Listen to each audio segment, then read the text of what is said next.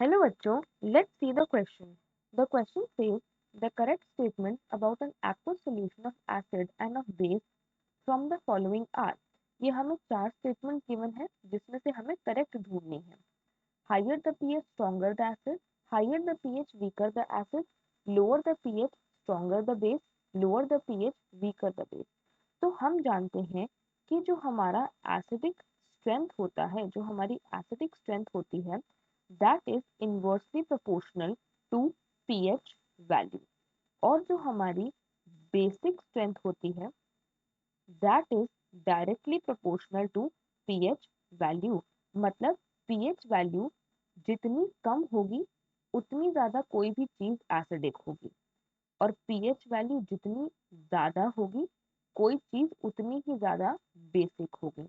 तो देखिए, higher the pH stronger the acid, ये स्टेटमेंट हमारी गलत है. क्योंकि अगर पीएच हमारा हाई होगा, लेट अस सपोज मेरा पीएच 6 है, तो हायर पीएच पीएच वैल्यू तो हाई होगी, बट ये हमारा जो एसिड है ये हमारा वीक एसिड हो गया, क्योंकि acidic strength is inversely proportional to pH value. फिर है higher the pH weaker the acid. अब ये स्टेटमेंट हमारी करेक्ट है.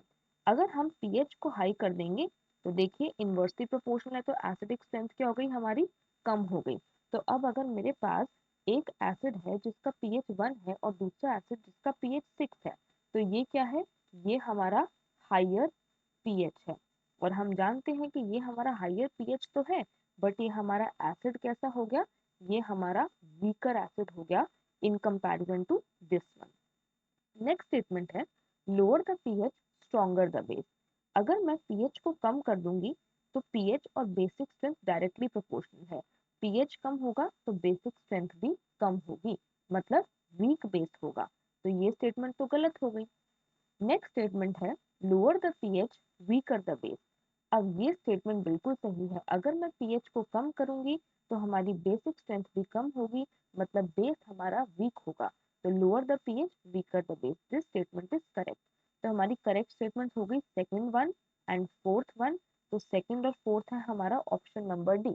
तो हमारा करेक्ट आंसर हो गया D. I hope you understood it well.